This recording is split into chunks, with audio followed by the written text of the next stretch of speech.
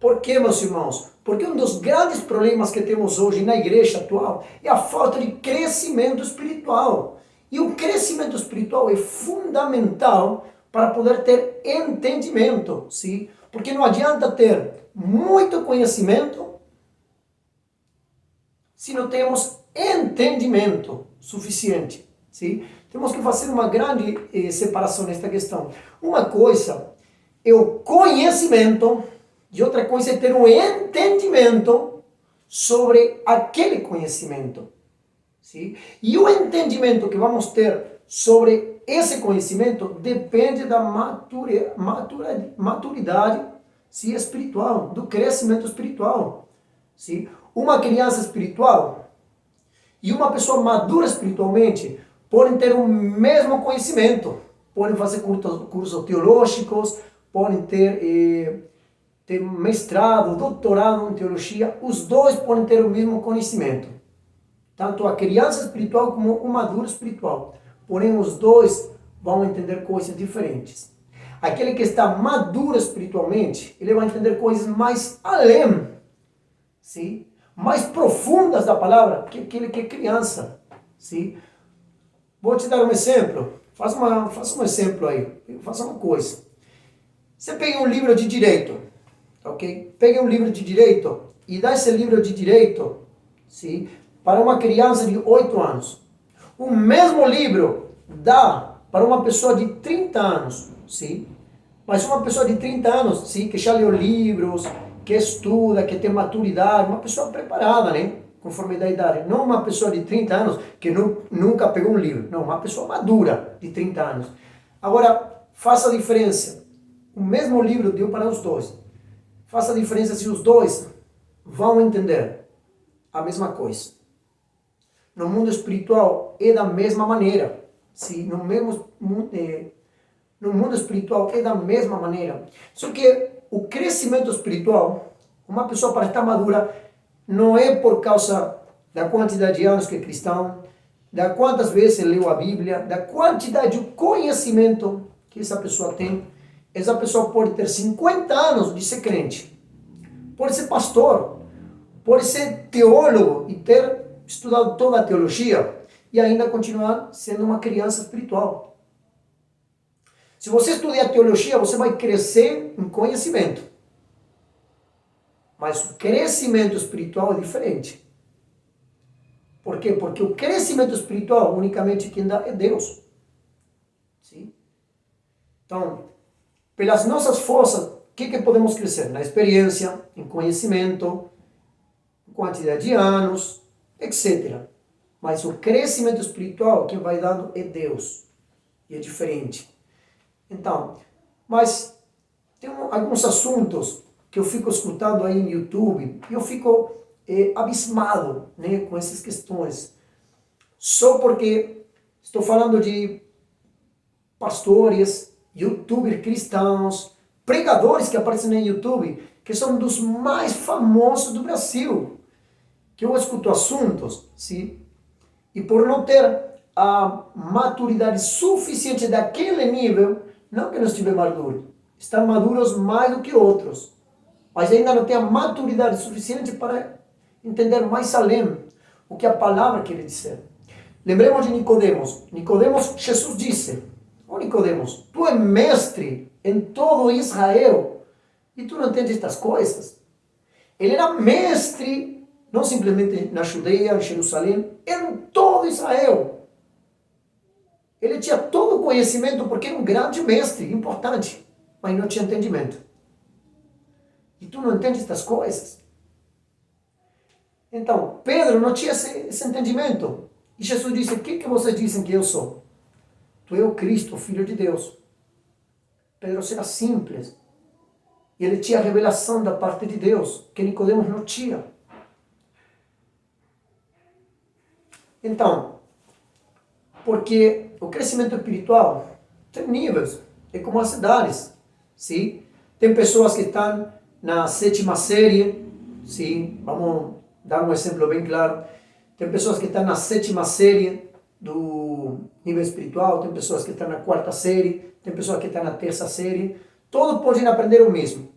mas cada um está mais preparado à medida que tem um nível maior. Sim? Tem mais conhecimento, tem mais preparação. Só que assim, depois também tem os que estão no oitavo, os que estão no nono, os que vêm no ensino médio. E a maioria dos que eu estou vendo hoje no Brasil, estão aproximadamente no nível, só para dar um exemplo, da sétima série. Só que como são os mais famosos que saem em YouTube, nos canais aí, os que saem pela internet, aí as pessoas tomam aquilo como verdadeiro, só porque são os mais conhecidos. Sim, eu falo daqueles pastores, pregadores que têm 100 mil seguidores, 200 mil, 1 milhão, mais de 5 milhões de seguidores, subscritores. Só que temos que falar uma coisa. A fama, sim, a fama não significa também alta qualidade. Sim? Pode ter qualidade, mas não significa alta qualidade. Quantidade não é sinônimo de qualidade. Tá? Uma pessoa pode ser muito famosa, mas isso não significa que seja o mais preparado. A fama, o reconhecimento, o ser conhecido, não é sinônimo de verdadeira capacitação. Ok? O rei Saul, ele era o mais conhecido, ele era famoso, ele era o rei de Israel. Ele ganhava as batalhas, ganhava as lutas, era conhecido, a Bíblia diz que era formoso, homem de guerra. Saul era o mais conhecido, era muito famoso. Davi, ninguém se lembrava de Davi. Até o próprio pai, a Bíblia diz que nem se lembrou de Davi. O profeta Samuel chega e disse, mostra teus filhos, chama teus filhos aí. Ele chamou todos os filhos, menos Davi. Davi ficou para lá. Você não tem mais filhos aqui? Ah, sim, ainda tem um lá. Está lá cuidando das ovelhas aí. Agora eu pergunto para você. Quem foi o rei Saul e quem foi o rei Davi? Davi era o desconhecido. É isso que está acontecendo. Que muitos pastores, pregadores que estão aí no YouTube, pregam muita coisa, mostram ter um alto nível, não significa que eles são os mais altos níveis do Brasil. Gente, porque assim lá fora tem muitos que não são conhecidos, que já estão no oitavo, estão no nono, estão no ensino médio, mas por não ser os famosos, por estar lá escondidos, assim como era Davi, sim? As pessoas tomam unicamente o que sai aí dos grandes nomes, dos grandes pregadores. Aí, eu estava escutando os vídeos de vários pastores renomeados, alguns, né? Porque também sobre um assunto, sobre a questão do dízimo, porque também tem muita contradição desses pastores, dos mais famosos. Depois temos, sim, professores de seminários bíblicos, de institutos bíblicos, grandes conferencistas a nível mundial e internacional, que falam que o dízimo já não é mais válido hoje para a igreja de Jesus Cristo. Não estou falando de alguns pastores rebeldes que se rebelaram, que estão falando contra o dízimo. Não. Estou falando de diretores de seminários bíblicos internacionais, pessoas das mais preparadas do mundo, conferencistas internacionais, como o famoso Armando Alducin, um dos mais preparados, um dos conferencistas, que até nas universidades até é chamado para pregar lá. Um homem altamente preparadíssimo em conhecimento histórico e bíblico. Chuy Olivares, do México. Gente, e eles ensinam claramente que o dízimo não é válido para os dias de hoje. Mas quais são os argumentos que vamos derrubar hoje? Os argumentos que são mal interpretados por aqueles vários pastores famosos, que somente por ser famosos, as pessoas seguem atrás do ensino deles. Mas isso não significa que seja um ensino correto. Sim? Ainda precisam crescer mais um pouco para ter um entendimento maior, mais profundo da palavra de Deus.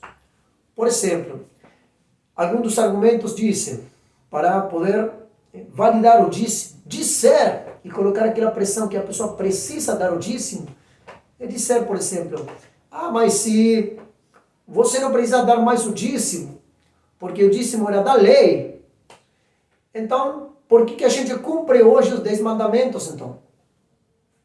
Se a gente não tem que cumprir o dízimo, então significa que a gente pode matar, pode roubar, pode mentir, pode cobiçar, tanta coisa.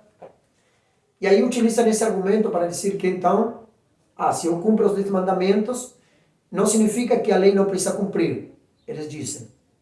Não, é do Antigo Testamento, mas precisa cumprir. E eu vou te provar que não. Aí uma falta de interpretação. Por que hoje, por exemplo, cumprimos os 10 mandamentos? Não é porque é da lei.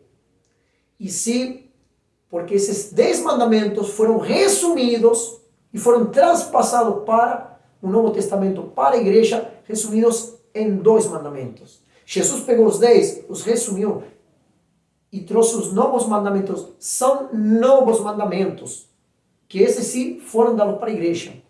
Que o primeiro é: amarás ao Senhor teu Deus com todo o teu coração, toda a tua mente, todas as tuas forças. E o segundo: amarás ao teu próximo como a ti mesmo.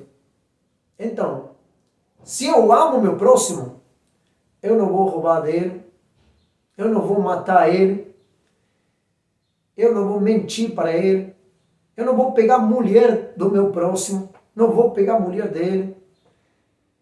Então, é por isso que a gente cumpre os 10 mandamentos. Não porque são os 10 mandamentos da lei, é porque hoje a gente tem os mandamentos, um novo mandamento, que diz: ama teu próximo como a ti mesmo.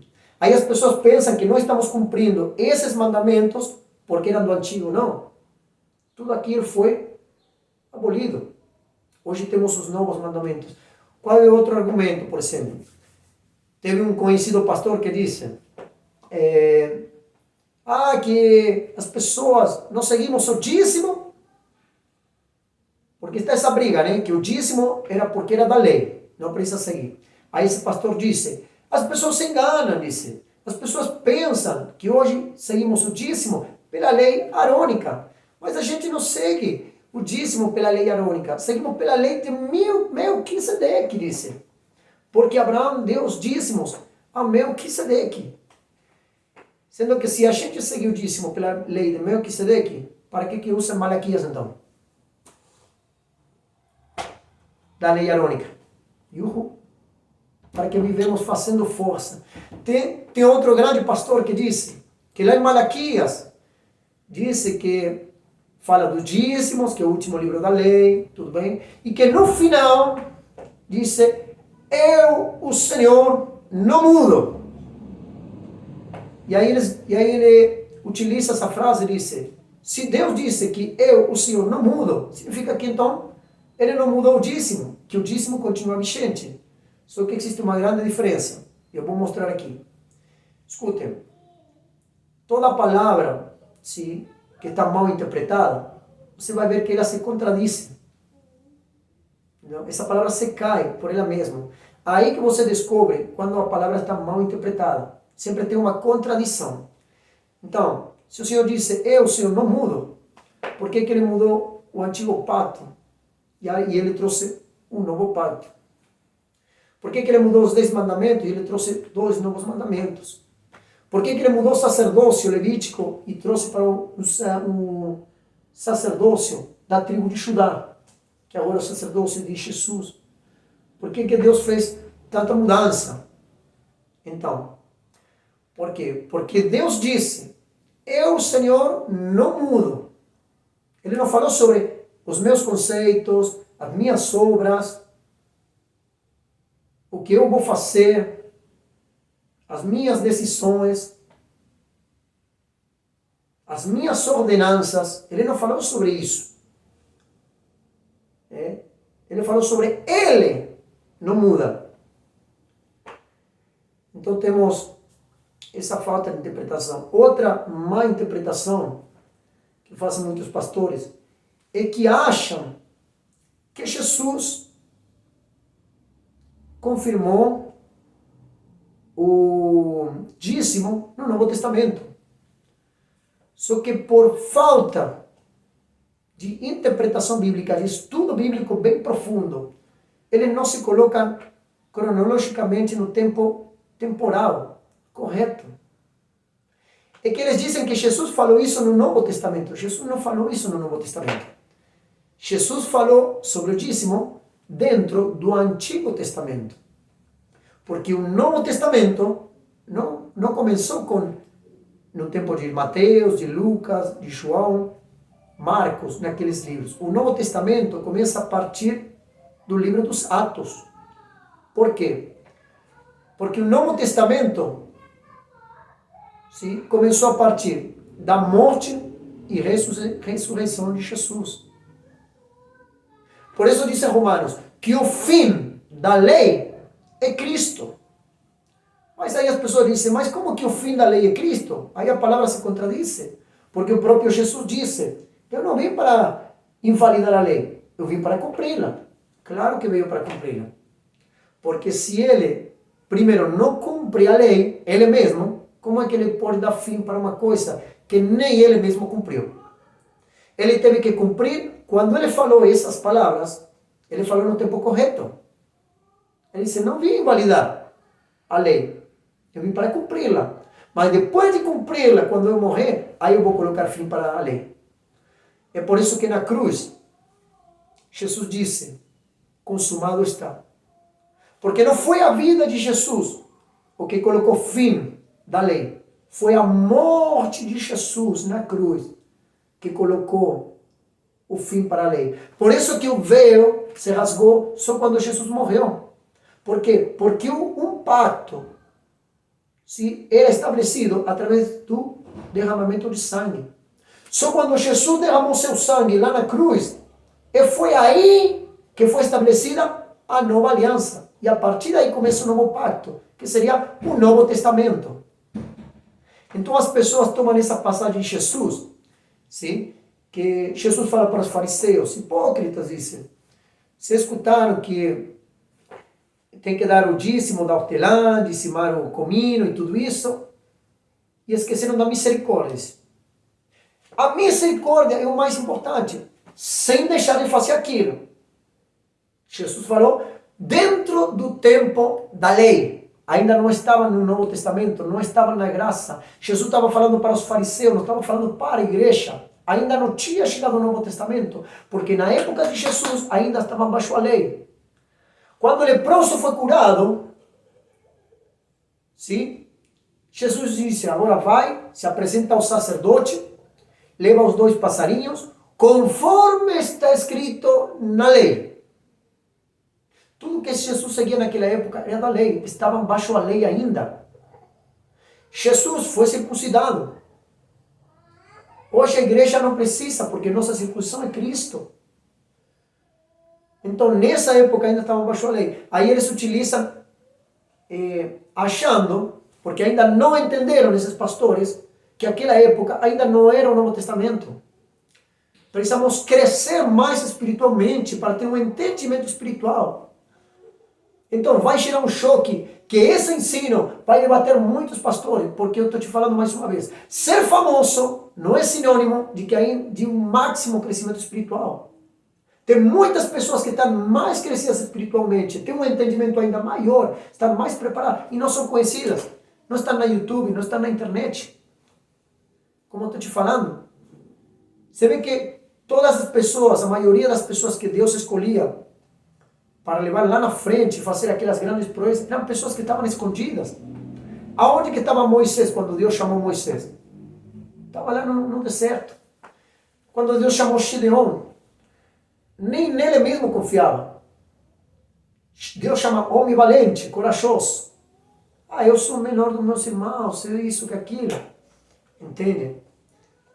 Então, igreja, aí tomamos, não, mas Abraão, ele deu os dízimos ao Melquisedeque. Melquisedeque era o sacerdócio tal, que fala lá no livro dos Hebreus. Mas primeiro temos que ter um princípio. Que tipo de dízimo deu Abraão? Primeira regra. O dízimo que Abraão deu para Melquisedeque não foi ordenado por Deus. Deus nunca falou para Abraão, tem que dar o dízimo. Não, é o que nasceu do coração dele. Ele podia ter dado o dízimo, o 15%, 20%, tudo por cento. E outra coisa, não é o dízimo de Malaquias, não é o dízimo de Levítico, não é o dízimo bíblico. O dízimo que Abraão deu foi dos despojos de guerra. Não foi algo do fruto do seu trabalho dele, algo que ele plantou da terra. Não foi o que Jesus fala do comino, do endro, do hortelã, todas essas coisas. Não era. Então, precisamos entender isso. Precisamos entender isso. E segundo, a lei do dízimo se torna ordenança a partir do sacerdócio levítico, não com Abraão. Deus nunca ordenou nada antes do Levítico. Foi pura, espontânea vontade. Da mesma maneira, Abel também deu o seu melhor. Mas isso não significa que seja uma lei. Sim? O que deu Abel? O melhor do seu coração. Qual que é o novo mandamento que nós temos para a igreja? Dê conforme cada um segundo está disposto em seu coração. Porque hoje servimos por amor, não por obrigação. A lei te obriga. A graça é por amor. Não é por obrigação. Porque se está te obrigando, já não é amor. Porque no tempo da lei, nós estamos separados de Deus. O que diz em Romano? Porquanto todos pecaram e estão destituídos da glória de Deus, sendo reconciliados. Então, por que exercia a lei no tempo do Antigo Testamento? Porque estavam separados de Deus. Sim, por causa, os vossos pecados têm feito separação entre eu e você, fala Deus. Então, porque estavam separados, operava a lei. Mas quando foram reconciliados, a lei já não opera mais. Agora opera a lei do amor. De dar o melhor do coração. Entendeu?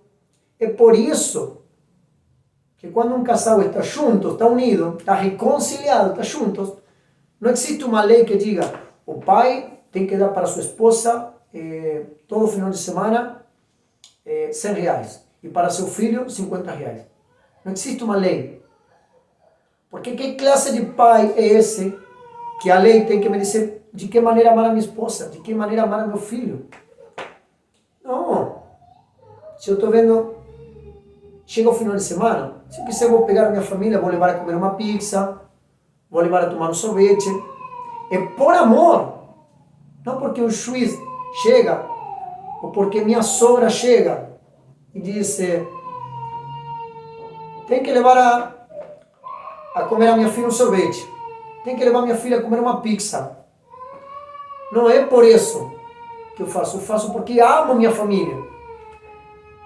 Mas aí, dentro do casamento, quando que opera a lei? É quando que a lei entra?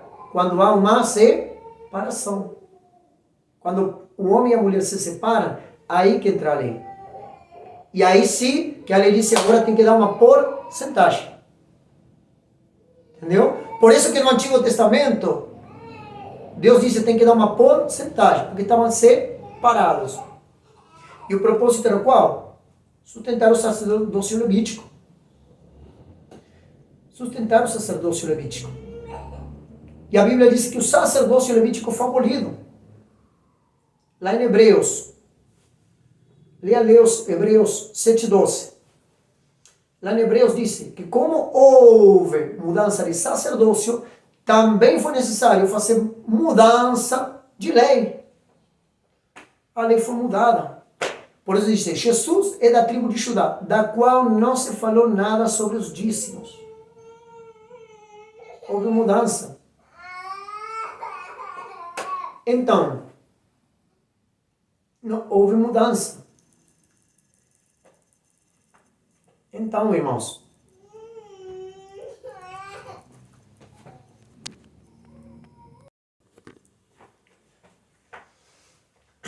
como eu estava falando, se vamos estudar profundamente o dízimo, por outro lado, se eles quiserem seguir o dízimo, como era no Antigo Testamento, da maneira exatamente bíblica, temos que seguir como está na Bíblia.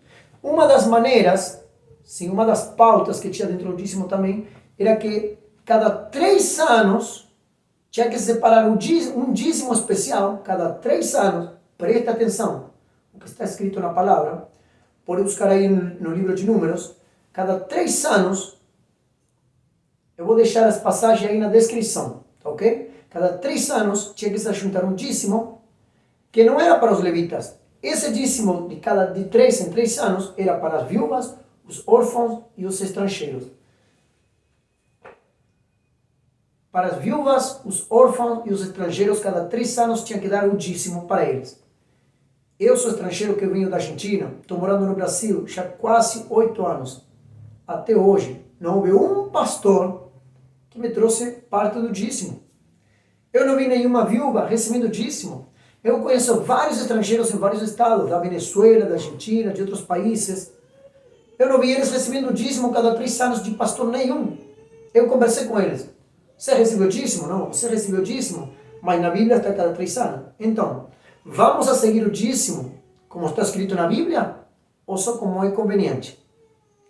Não, essa parte tomamos porque beneficia, ajuda a pagar as contas. Mas essa parte não. É por isso que a partir do livro dos Atos, os apóstolos se resistiram a falar do dízimo, não falaram mais do dízimo. É por isso.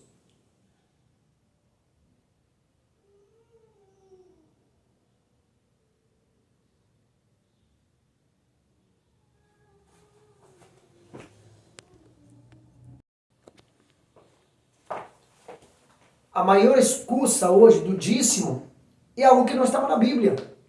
Não porque para pagar energia, não porque para pagar o aluguel do templo, não porque... Mas isso não é bíblico. Por que não é bíblico?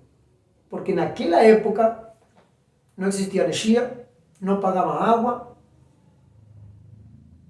não pagavam aluguel dos templos. Aonde que se reuniam? Nas casas. Nas casas. A maior manifestação do Espírito Santo escrita na Bíblia, que foi no Pentecostes, foi dentro de uma casa. A igreja não é um templo. Tá? Não é que, se eu não tive um templo, então não podemos ser igreja. É antibíblico. A igreja de Jesus Cristo começou dentro de uma casa.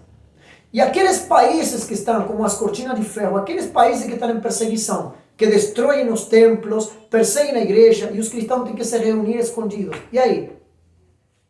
Eles não são cristãos, eles estão em rebeldia, ou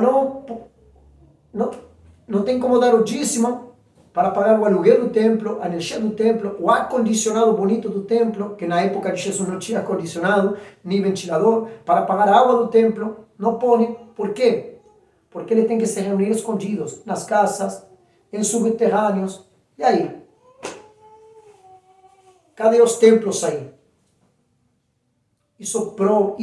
Então eles não são a igreja, porque não estão se reunindo em templos. Se eles edificam um templo, o destroem, queimam e matam todo mundo. Vai lá na Coreia do Norte, vai lá na China, vai lá na Nigéria, vai lá em Marrocos, em todos esses países que estão em perseguição pelo Islã, pelo extremismo, pelo comunismo, pelas ditaduras dos países, pela perseguição religiosa na Índia. Então, irmãos, é isso que eu quero trazer aqui, irmão. Se prepare, estudem, se capacitem, mas se preocupe com crescer espiritualmente. Pastor Fábio, ô missionário, mas como é que eu faço agora para Deus me dar esse crescimento espiritual? Eu vou explicar no próximo vídeo, tá bom? Então, é isso que eu tenho para trazer para, infelizmente, invalidar todos esses falsos argumentos mal interpretados, sim? Que vários pastores desses famosos, que influenciam muitos, têm trazido errado para a congregação, colocando grilhos, colocando colete de força, colocando pressão obrigatória sobre as pessoas. Lembra uma coisa, tudo que te obriga, na palavra que te obriga, não é da graça, é da lei. Tudo que te obriga a cumprir é lei. Tá bom, meus irmãos? Então, mas vou passar outro vídeo mais completo com ensinos do Seminário Bíblico Internacional, falando sobre o final do dízimo, para que você possa entender. E eu vou te provar que para sustentar uma congregação, para sustentar as pessoas, para sustentar os pobres, não precisa do dízimo. Dízimo nem era para isso o dízimo. Mas não precisa do dízimo hoje.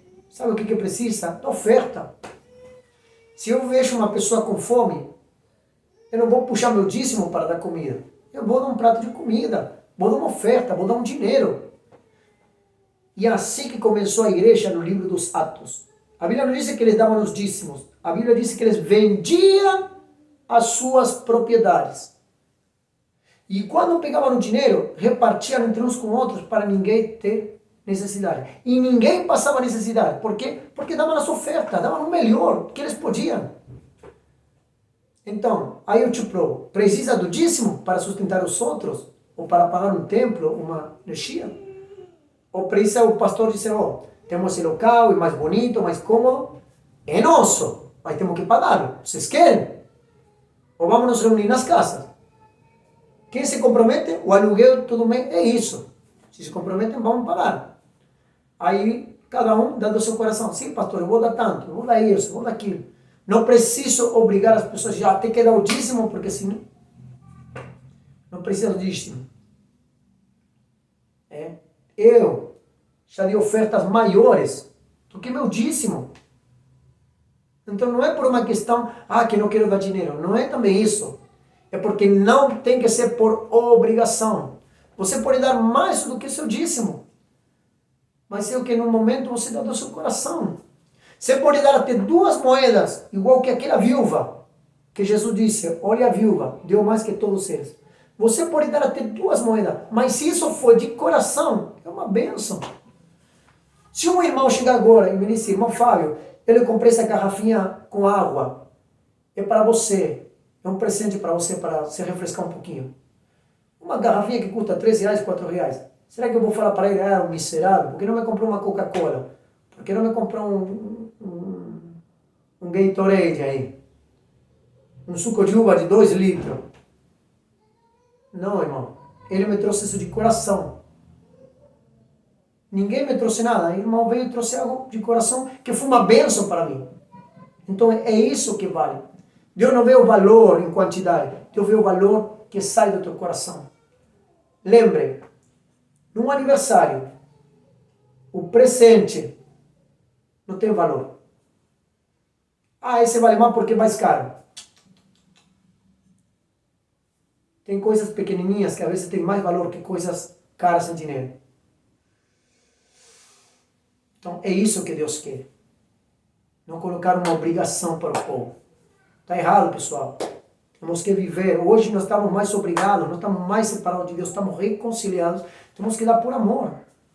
A oferta pode suprir tranquilamente a obrigação. Não precisa, pastor, obrigar ninguém. Nem colocar medo. Você está roubando a Deus. Não. Por isso Deus falou, esta nação, está falando com quem? Com Israel. Esta nação me roubou. Mas ele nunca falou, a igreja também está me roubando. Jamais. Se fosse para a igreja, Deus não é Deus de confusão. Deus não é Deus de desordem. Também teria deixado para a igreja. Tá bom, irmãos? Então, siga o canal, se inscreve, ativa o sininho para receber mais vídeos de revelações deste canal Revelação para as Nações. E eu agradeço, espero que seja uma bênção e se prepare para os próximos ensinos e vídeos que vamos trazer desse canal de alta revelação para a sua vida. Que Deus abençoe, em nome de Jesus. Amém.